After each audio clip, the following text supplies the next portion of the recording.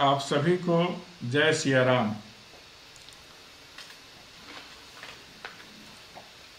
वैश्विक फलक पर रामायण विश्वकोश के इस 5वें भाग में जो अंतर्राष्ट्रीय वेबिनार की यात्रा का 5वां पड़ाव है, उत्तर प्रदेश मंडल ऑफ अमेरिका साहित्यिक सांस्कृतिक शोध संस्था मुंबई, रूसी भारतीय मैत्री संघ दिशा मॉस्को, राष्ट्रीय सिंधी भाषा विकास परिषद अयोध्या शोध संस्थान के संयुक्त तत्वावधान में यह आयोजित है और इसमें विभिन्न राष्ट्रों के महिमा मंडित विद्वान सम्मिलित हो रहे हैं।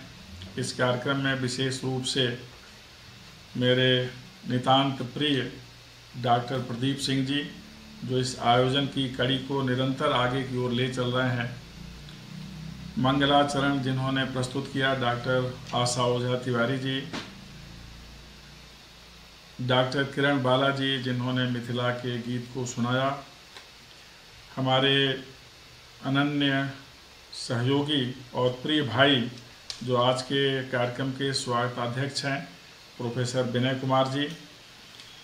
इसके अतिरिक्त professor Pratap Pinjani ji, professor Neelu Gupta ji, professor Dilip Singh ji जो हमारे विश्वविद्यालय में हमारे सहयोगी हैं, Shri Upendra Pratap Singh ji, Shrimati Manju Mishra, doctor Shambhu, doctor Leena Sareen, doctor Vidya Rani, professor Ulfat Mukhi Boa, doctor Gularia Samatova, professor Shamsuddin Kamoli Dino, professor Mirsodiki Iskhakho, doctor Ulus Bek Abduliev, योगाचार्य सत्येंद्र सिंह जी, मीमांसा योझा, ग्योरा मानकाडीपुरा, Suryanto, doctor Liliya Babenko, doctor धर्मयश, professor आई नायमन सिदाना, doctor Diwakar Pandey, doctor Bhagwan Singh, doctor Pushpa Singh, doctor Sirin Qureshi, doctor Anusha Sarvapura, Sushri Yamila Damayanti, Sushri Ridima Nishadhira Lanskara, doctor Dharmayash, doctor Rameshwar Singh ji, professor Sudhanshu Shukla,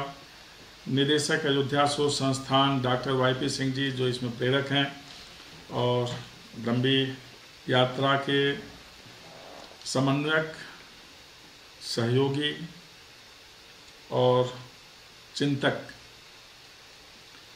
इसके अतिरिक्त लखनऊ से doctor Sunita Tripathi, Bundelkhand विश्वविद्यालय झांसी से डॉक्टर असला पांडे, गोरखपुर विश्वविद्यालय से डॉक्टर दमयंती तिवारी, और अभी मैं जिन्हें सुन रहा था university Sri Lanka, West Indies, Trinidad और टोबैको में हिंदी चेयर के प्रोफेसर डीपी सिंह जी बहुत अच्छी बात कर रहे थे। मुझे वस्तुतः ऐसी वार्ता सुन के मैं आनंदित होता हूँ, ज्ञान भी बढ़ता है। तो ऐसे प्रिय भाई प्रोफेसर डीपी सिंह जी, और आरंभ से ही इस कार्यक्रम से जुड़ी रहने वाली डॉक्टर माधुरी सिंह। मुझे अच्छे प्रसन्नता है कि इस कार्यक्रम में मैं आप सबके नाम ले रहा हूं और आप सबको देख रहा हूं, आप सबको सुन रहा हूं। आप सबके साथ ही हमारे साथ इस राम काज में अपनी उपस्थिति से भागीदारी सुनिश्चित करने वाले professor A K. Shukla ji, professor Rakesh Singh ji, doctor SD. Tripathi ji, और हमारे तकनीकी सहयोगी मिस्टर गौतम और मिस्टर गौरव। एक बार पुनः आप सभी को जय श्री राम। अच्छे प्रसन्नता की बात यह है कि हम लोग जो अभियान लेकर चल रहे हैं कि पूरी दुनिया में जहां राम कथा का श्रवण होता है, वाचन होता है, मंचन होता है और प्रभु राम के स्वरूप का दर्शन होता है, वहाँ पर प्रभु राम के चरित्र से संबंधित जितने विषय हैं, लेख में, कहानियों में, गीत में, गाथाओं में, चित्र में, सबको संकलित करने का कार्य चल रहा है। यह संकलन संबंधित देश की भाषाओं में होने के साथ साथ अन्य भाषाओं में भी अनुदित हो, अनुवादित हो तो उसका प्रचार ज़्यादा होगा। राम के विषय में तो कहा ही जाता है, हरि अनंत हरि कथा अनंता, कहाँ सुना ही बहु विधि सब संता। प्रभु तो अनंत हैं, कथा भी अनंत हैं। हर देश में रहने वाले जो लोग राम के बारे में सोचते, बोलते, कहते, सुनते, देखते हैं, वो सब संत हैं और अपने अपने रूप से उसकी व्याख्या करते हैं। आवश्यक नहीं कि यह कथा कहने वाले साक्षर ही हों। जिसने अक्षर ज्ञान नहीं किया है वह भी राम के बारे में उतना ही विज्ञ है जितना अक्षर का ज्ञान करने वाले, क्योंकि प्रभु केवल अक्षर ब्रह्म नहीं हैं, वह नाद ब्रह्म भी हैं। तो स्वर से भी उनकी अनुभूति होती है, उनकी प्राप्ति होती है और उनका अनुभव के साथ ही साथ उनका हम दृश्य कर लेते हैं। तो ऐसे रूपों में हम उनका चित्र देखकर एकाग्रचित्त होते हैं।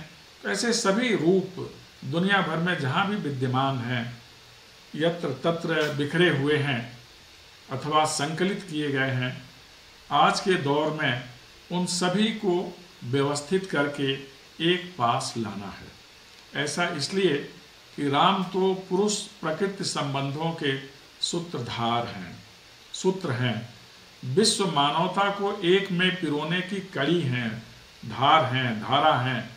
और एक कड़ी में जो हम माला तैयार करते हैं, चाहे फूल हो अथवा रुद्राक्ष की तरह हो, अथवा कमल के फूल से निकला हुआ जो फल है उसके रूप में हो, अथवा चंदन की टहनी के रूप में, तुलसी की टहनी के रूप में, जिस रूप में भी वह माला बनी हुई है, सबके सूत्र तो प्रभु राम ही हैं। इसलिए राम काव्य का हम संकलन कर लें, उनके बारे में जो कुछ भी लिखा है एक मंच पर, एक स्थान पर, एक कोश के रूप में हम लाएं, तो निश्चित रूप से विश्व मानवता के लिए बहुत ज़्यादा उपादेय होगा, उपयोगी होगा।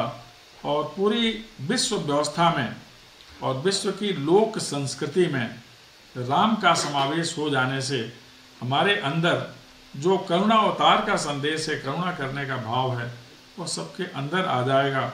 और जैसे जैसे करुणा विकसित होगी वैसे इस धरा पर असमानता, असहयोग, अहिंसा, ये सारी चीज़ें समाप्त हो जाएंगी, असंतोष समाप्त हो जाएगा, आसुरी वृत्तियाँ समाप्त हो जाएंगी, क्योंकि फिर राम का चिंतन हम कर रहे होंगे, राम का मनन कर रहे होंगे, राम का ज्ञान हमें मिल रहा होगा, हम राम का ध्यान कर रहे होंगे।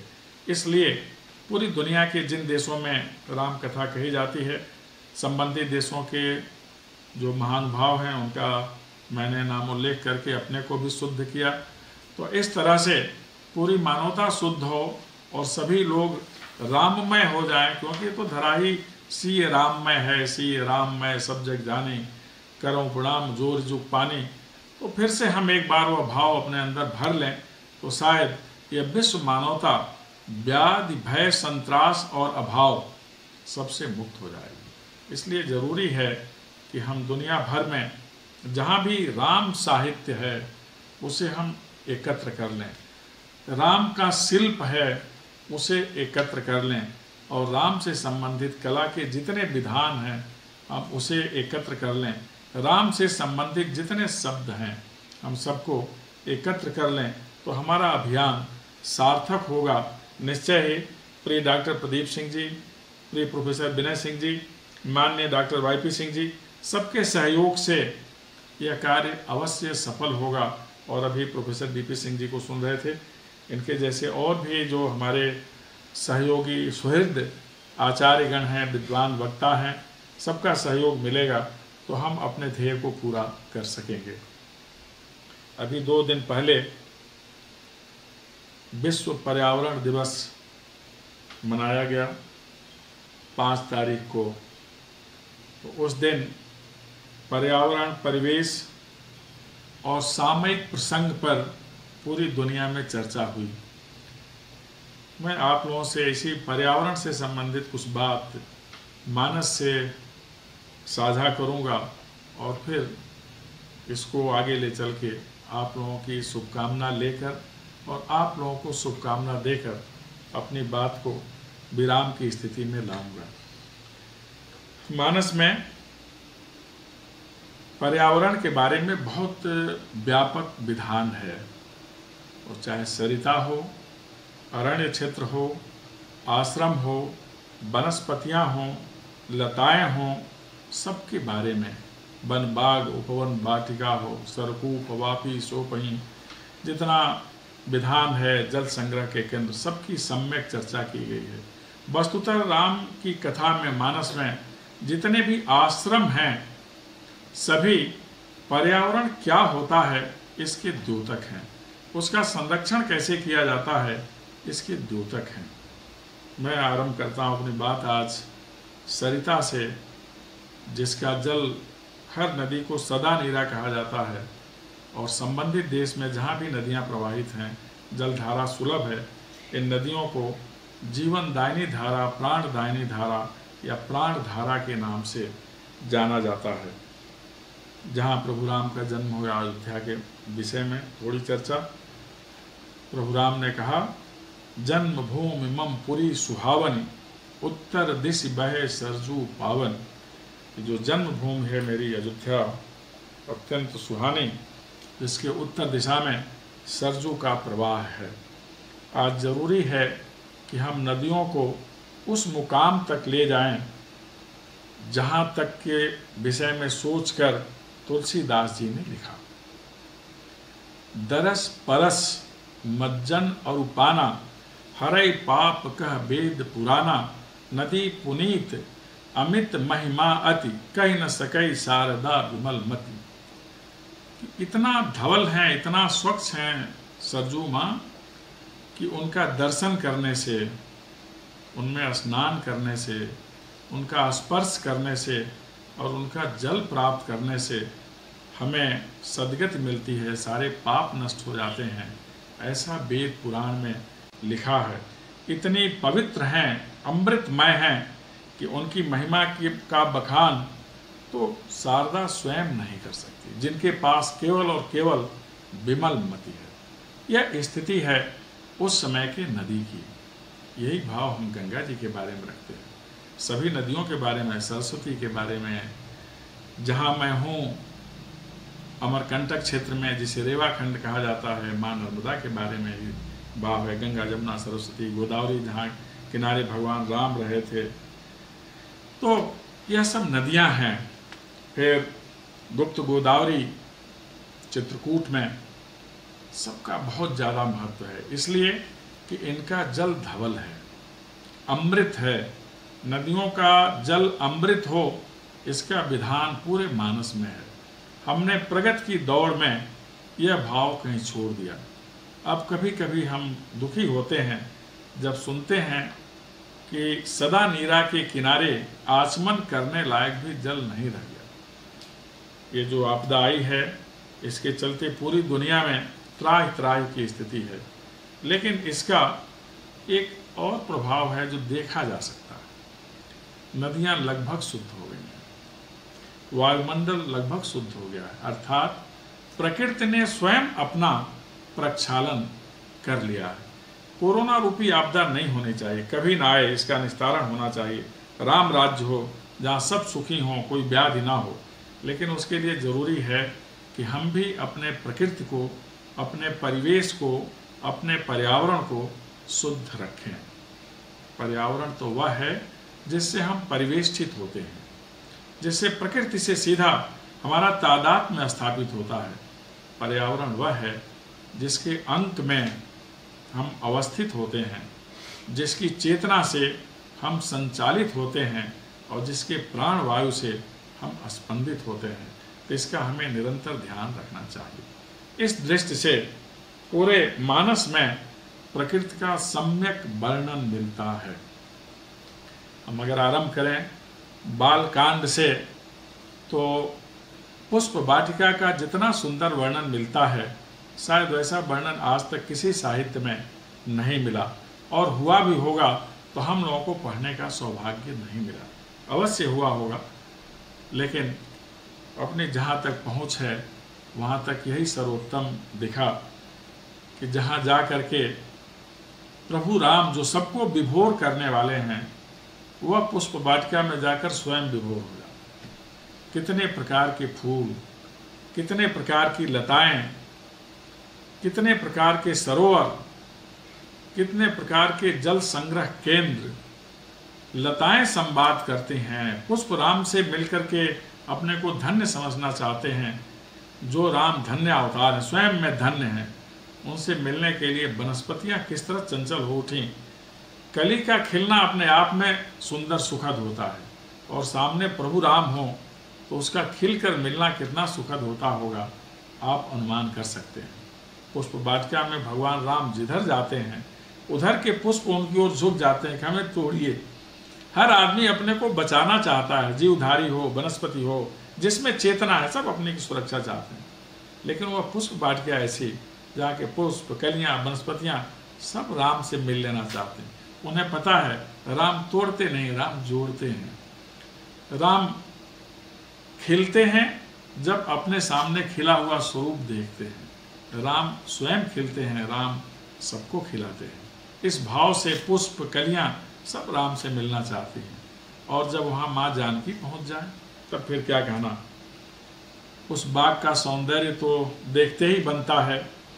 ऐसा सौंदर्य जिसको देखने के लिए जितने देवी देवता हैं, जितनी शक्तियां हैं इस सृष्टि की, सब लालायित रहती हैं। और उस पुष्प वाटिका में भगवान राम और माँ सीता का मिलन होता है। और हमारे यहाँ जब राम ध्यान करते हुए प्रभु राम का गीत गाया जाता है माँ जानकी का, तो वहाँ एक बहुत अच्छी लाइन आती है, राम देखे सिया को, सिया राम को। और आगे आप लोग सब सुने होंगे, चारों आंखें एक समान मिल गई या फिर मिलके जो पलक हैं वो फिर हो गए, क्योंकि स्वयं विधाता अपने स्वरूप से मिल रहे थे, प्रभु राम अपने स्वरूप से मिल रहे थे। राम और सीता एक ही हैं। तो इस तरह परमात्मा का और परमात्मा का स्वयं का मिलन हो रहा था।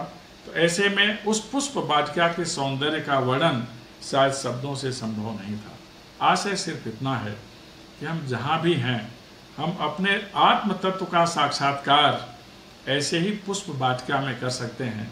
तो जहाँ कहीं भी रहें, अपने आसपास पुष्प वाटिका अवश्य रखें। धरा पर या आजकल तो हम सभी जो विकास का स्वरूप है और विकास की दौड़ है, ज़मीन से ऊपर उठकर अब पिंजड़ों में रहने लगे, फ्लैट्स में, उसमें भी अगर कहीं हवा आती है शुद्ध, तो वहाँ गमले में ही सही, लेकिन तुलसी और कुछ फूल हम अवश्य लगाएं। राम की यात्रा का अगला पड़ाव अयोध्या कांड, जहाँ से प्रभु राम की आगे की यात्रा होती है।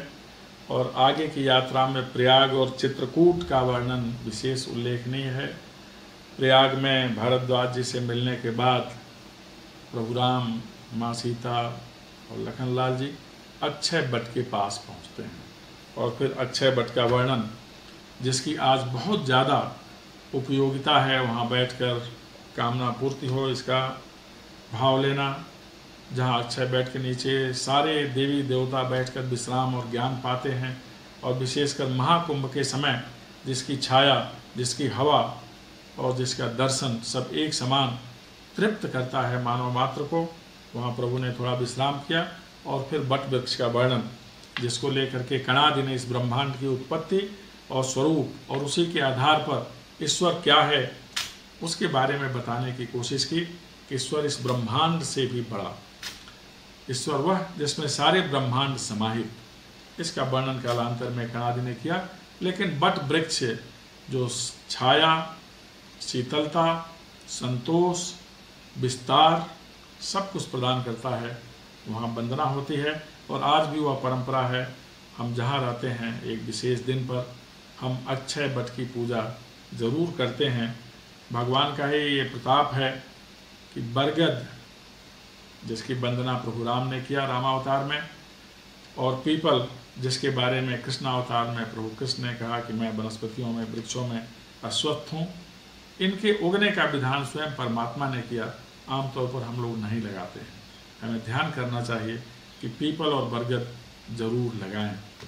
यहाँ से यात्रा फिर चित्रकूट की, और चित्रकूट में जहाँ प्रभु राम निवास करते हैं वहाँ भी वट वृक्ष और विशेषकर तुलसी वृंदा, जहाँ पर बैठकर सत्संग होता है। अर्थात राम तो वहीं निवास करते हैं। आशा ये है कि जहाँ तुलसी वन हो, वृंदावन जिसे कहते हैं, अथवा जहाँ तुलसी स्वयं हो, एक ही पौधा पूरे वन के समान होता है। अकेली तुलसी अपने आप में वृंदावन है। संदेश इतना ही है कि हर घर में तुलसी होना चाहिए। तुलसी का जो दल है, अन्य पौधों के पत्तियों को पत्ता पत्र कहा जाता है, तुलसी के पत्ती को दल कहा जाता है। और इसलिए कहा, दल तो एक समूह का नाम है कि इसमें सर्वश्रेष्ठ एंटीबायोटिक तत्व हैं। इससे बेहतर एंटीबायोटिक कोई पौधा नहीं है। इसीलिए हर घर में तुलसी का होना आवश्यक माना जाता है। ये हमारे स्वास्थ्य के लिए रक्षक भी हैं। आगे की यात्रा होती है, अरण्यकांड में पहुँचते हैं। पंचवटी में भगवान राम गोदावरी के तट पर, वहाँ भी पंचवटी की शोभा वनस्पतियों की ही शोभा है, जहाँ की वनस्पतियों में राम कथा का गुंजन होता रहता है। पत्तियाँ भी राम कथा बोलती हैं, पौधे भी बोलते हैं, और केवल राम कथा, नारायण कथा, हरि कथा, प्रभु कथा, विष्णु कथा, यह सब चलता है। पंचवटी में सृष्टि विधान क्या होता है, इसका उल्लेख मिलता है। अर्थात हम अगर प्रकृति से प्रेम करें तो हमें सृष्टि का बोध होने लगेगा, जीवंतता क्या है इसका बोध होने लगेगा। दो और संदर्भ हैं इस प्रकृति के जिनका थोड़ा उल्लेख आवश्यक है। एक अशोक वाटिका और दूसरा मधुबन। अशोक वाटिका लंका में, उसके बारे में ऐसा कहा जाता है कि वही लंका में एक ऐसा स्थान था जहाँ किसी भी प्रकार का शोक संभव ही नहीं था, इसीलिए उसका नाम था अशोक वाटिका। जितने धरा पर फल हैं सब वहाँ। एक ऐसा वृक्ष अशोक जिसको माना जाता था कि वह शोक निवारक वृक्ष है, उसकी बहुलता। और वहाँ फिर रावण ने ऐसा स्थान बना रखा था कि जहाँ केवल शुद्ध शक्तियाँ ही निवास करती हैं, अशुद्ध सोच वाले वहाँ पहुँच ही नहीं सकते। इसीलिए उसका नाम अशोक वाटिका रखा गया था, जहाँ राम का रामत्व विद्यमान रहता है। क्योंकि जहाँ राम का रामत्व है वहीं माँ जानकी निवास कर सकती है, इसके अतिरिक्त तो कहीं रह ही नहीं सकती। वह अशोक वाटिका इस प्रकार से सृजित था, रावण भी जानता था, इसलिए रावण वहाँ कभी निवास नहीं करता था। उसे सिर्फ इतना पता था वहाँ जाने से रामत्व की अनुभूति हो जाती है, माँ सीता का दर्शन हो जाता है। तो ऐसी जगह पर माँ सीता को रखा। हनुमान जी ने देखा माँ दुखी हैं, तो उनको अशोक को लेकर ही भ्रम हो गया। अशोक का फूल माना जाता है कि धवल होता है, सफ़ेद। और जब अशोक वाटिका की कथा सुना रहे थे हनुमान जी, तो उन्होंने कहा कि अशोक के फूल तो लाल थे।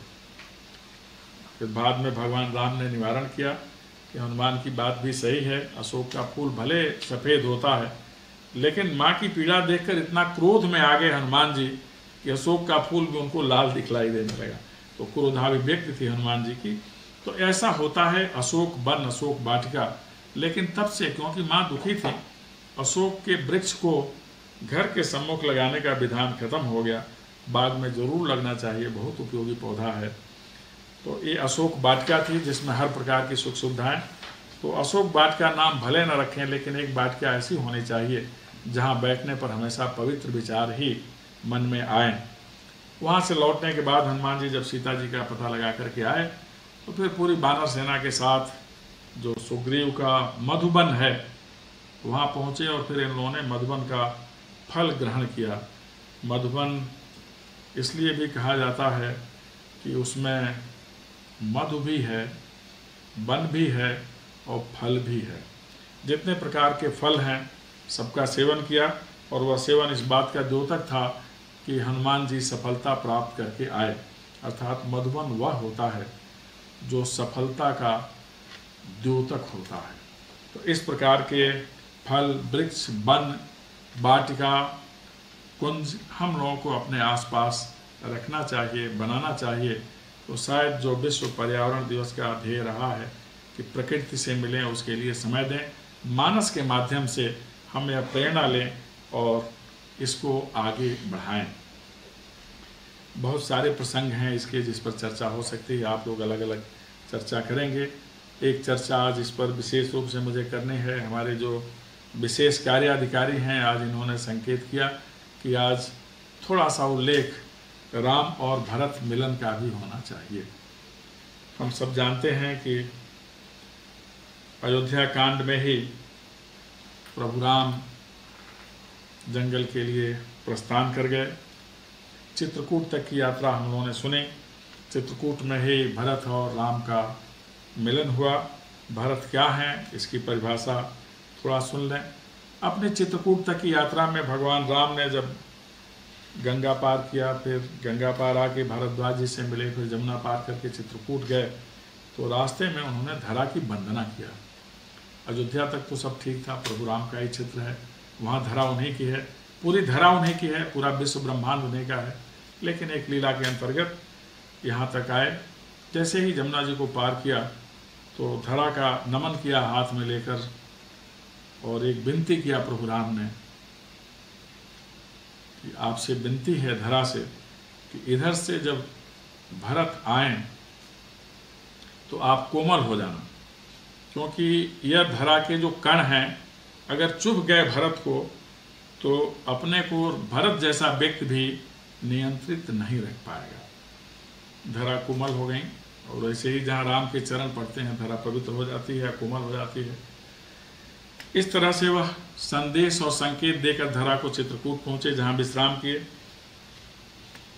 भरत की कथा आप सब जानते हैं, केवल उनके बारे में भरत कहते किसे हैं।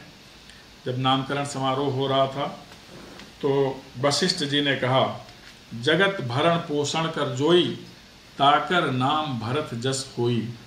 जो इस संसार का भरण और पोषण करने की सामर्थ्य रखता है और करता है वही भरत है। यानी भरत राम की तरह ही हैं, ये उनका स्वरूप है, और जिनके बारे में स्वयं भगवान राम ने आगे बताया। ऐसे भरत जब अयोध्या आते हैं, जो दायित्व है पुत्र का पूरा करते हैं, जो उन्हें राजगद्दी को लेकर कहना है उन्होंने कहा। फिर भगवान राम से विनय करने के लिए चले कि उन्हें वापस लाएं। उसी पद से आए जिस पद से भगवान राम गए। रास्ते में केवट मिले उनसे निषाद, फिर भारद्वाज आश्रम, यहाँ से होते हुए जमुना पार करके वो चित्रकूट पहुँचे। बीच में कुछ प्रसंग आए। एक प्रसंग तो प्रयाग का प्रसंग आता है, जिस पर एक छेपक कथा है।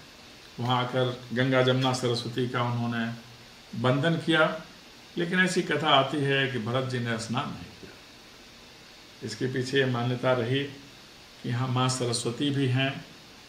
भरत जी को सब पता है कि माँ सरस्वती किसके निर्देश का पालन करती हैं, लेकिन स्नान इसलिए नहीं किया। ऐसी छेपक कथा है कि वो थोड़ा जो प्रभु राम की ही रचना है उनसे थोड़ा असंतुष्ट हुए कि माँ अगर आपने चाहा होता तो ना मंथरा की मति खराब होती और ना माँ कैकेयी की मति खराब होती, तो आपने ऐसा चाहा नहीं, इसलिए मैं स्नान नहीं करने वाला। तो एक असंतोष था उनका, जिसकी अभिव्यक्ति उन्होंने किया। लेकिन वंदना गंगा यमुना सरस्वती सबकी किया, जो जो राम जी ने किया सब भरत जी ने किया। उस पार जैसे ही जमुना जी के पार गए तो पहला काम जो भरत जी ने किया वो बालू तट को उठा के अपनी आँख में डाला, क्योंकि आँख सबसे बड़ा टेस्टर है। कोई पदार्थ कठोर है अथवा नहीं, इससे बड़ा कोई टेस्टर नहीं है। तो जैसे ही बालू और आगे जाकर कई जगह उन्होंने मिट्टी के कण भी उठाए और आँख में ही डाला, हाथ से नहीं मसला। और वह आँख में जाकर जैसे पाउडर कोमल होता होगा, उसी तरह से वह रजकण भी भरत लाल के आँख में जाकर कोमलता से ज़्यादा कोमल हो गई। तो भरत जी ने मान लिया कि प्रभु राम जिस पद से गए हैं वह कंटकाकीर्ण नहीं रहा होगा, और धरा ने राम के संदेश का अनुपालन किया, यह राम को संकेत दे दिया। जब पहुंच गए चित्रकूट और उनकी विवशता, अधीरता, आवश्यकता और उन्मुक्तता, सांसारिकता से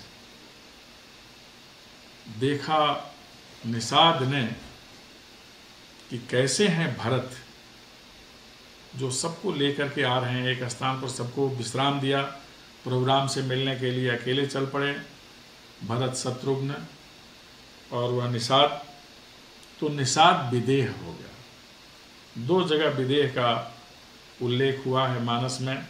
एक तो जनक जी के लिए कि यह देह धारण करते हुए भी वह विदेह थे, बिना देह के थे, अथवा विशिष्ट देहधारी थे, अथवा देह होते हुए भी इस देह के बंधन में नहीं थे। ऐसे व्यक्ति को विदेह कहा जाता है। विदेह उसे कहा जाता है जो ज्ञाता ज्ञान और ज्ञे की त्रयी के ऊपर बैठता है, उसे विदेह कहते हैं। ऐसे जनक जी थे। दूसरा शब्द तुलसीदास जी ने निषाद के लिए चित्रकूट में प्रयोग किया। इनकी दशा देखकर, पहले भी वो दशा देखी थी, पहले भी विदेह हुआ हो कि निषाद तो विदेह हो गया। विदेह होना मतलब तन की शुद्ध बुद्ध खो देना। ऐसे भरत थे, भगवान राम के प्रति अनुरक्त। भक्त भरत, अनुरक्त भरत, भक्ति और अनुरक्ति दोनों के प्रतिमान हैं भरत जी। जब चित्रकूट पहुँचे तो बाहर से लक्ष्मण लाल जी तो भगवान राम की सुरक्षा में, जो जगत को सुरक्षा देता है उसकी सुरक्षा और सेवा के लिए लक्ष्मण जी खड़े। उन्हें पता चला कि इतने सैन्य बल के साथ आ रहे हैं, तो फिर इन्होंने अपना बताना शुरू किया भगवान राम को। यद्यप सेवक को बहुत तो नहीं बोलना चाहिए, लेकिन ऐसी स्थिति है कि मैं आपसे कुछ कहना चाहता हूँ। उन्हें लगा कि भरत राजगद्दी पा ही गए हैं, हम लोग जंगल में हैं, तो उनके मन में भाव आ गया होगा कि ये समय है कि हम अपनी सारी बाधाएं दूर कर दें और राम हो सकता है बाधा भविष्य में बने, इसलिए उस बाधा से मुक्त होने का उपाय कर लें। इसलिए वह सैन्य बल के साथ आ रहे हैं। और मैं आपका संकल्प लेकर कहता हूँ कि उनका यह मनोरथ पूरा नहीं होगा, क्योंकि नीति ऐसा कहती है।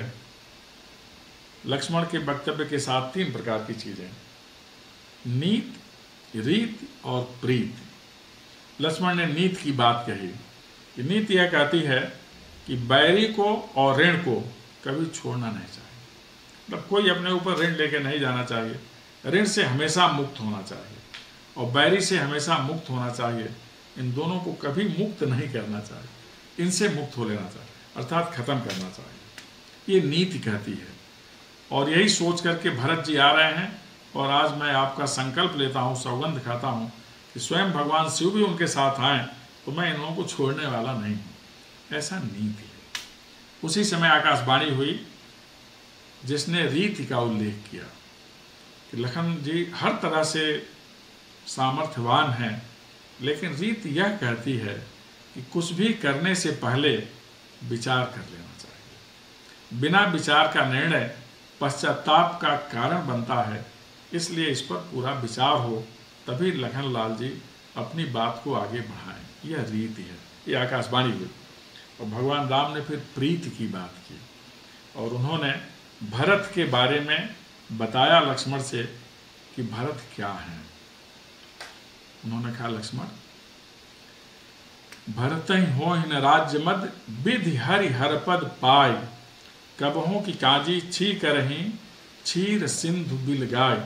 हे लक्ष्मण, तुम्हारा सोच, तुम्हारा चिंतन अपने स्तर पर ठीक है, लेकिन भरत क्या है इसे भी जानो।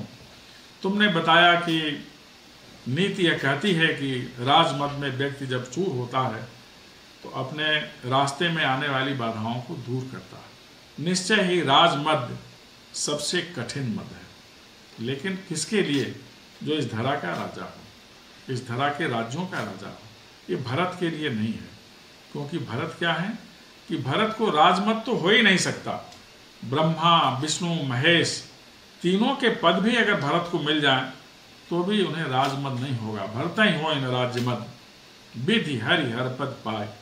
ये तीनों का पद अगर उनको मिल जाए तो भी उन्हें मद नहीं होगा। कैसे कि एक घड़े भर खट्टे पानी से दूध का सागर बिलग नहीं हो सकता, फट नहीं सकता।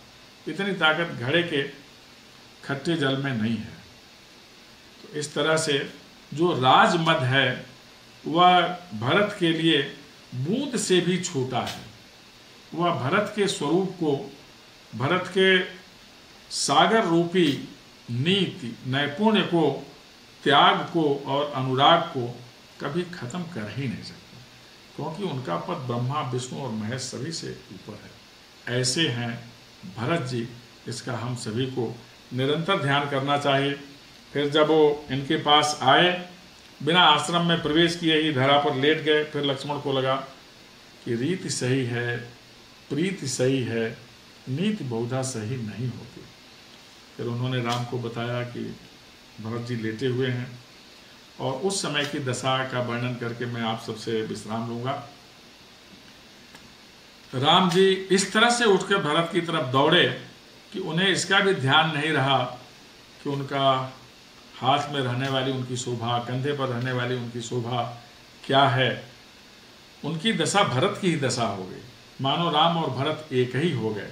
और दोनों किस तरह से मिले, जिसे कहा जाता है प्रबल प्रेम का प्रवाह, जिसमें मन बुद्धि चित्त और अहंकार को भूलकर मिला जाता है। और इन मन बुद्धि चित्त और अहंकार को केवल परमात्मा ही भूल सकते हैं, यह मनुष्य का स्वभाव नहीं है। वहाँ इस बात का वर्णन करते हैं तुलसी जी इस माध्यम से कि भरत वही हैं जो राम हैं। तो राम भरत का इस तरह से मिलन हुआ और उस मिलन में जो मन है वह गतिशून्य हो गया। मन का स्वभाव क्या है? संकल्प, विकल्प और चांचल्य, इन तीनों से मन मुक्त हो गया और मन स्वयं वहाँ स्थिर हो गया। ऐसी प्रीति का प्रदर्शन भरत और राम के मिलन में हुआ और इस प्रीति की गहराई, ऊंचाई और व्यापकता का वर्णन स्वयं ब्रह्मा विष्णु महेश भी नहीं कर सकते। वहाँ तक अनुमान भी नहीं पहुँच सकता। इस तरह से दोनों मिले। दोनों की असुधार की धारा और भी थी, विचार की धारा एक ही थी, सोच की धारा एक ही थी, साधना की धारा एक ही थी, लक्ष्य की धारा एक ही थी। इस धारा का कल्याण, मनुष्यता का कल्याण, प्रकृति का कल्याण, परिवेश का कल्याण, यह उनका ध्येय था, जिसके लिए दोनों ने फिर आगे की यात्रा की। राम भरत संवाद आगे का विषय है, जिस पर समय समय पर चर्चा होती रहेगी। लेकिन यह मिलन त्याग और अनुराग की पूर्णता का मिलन था,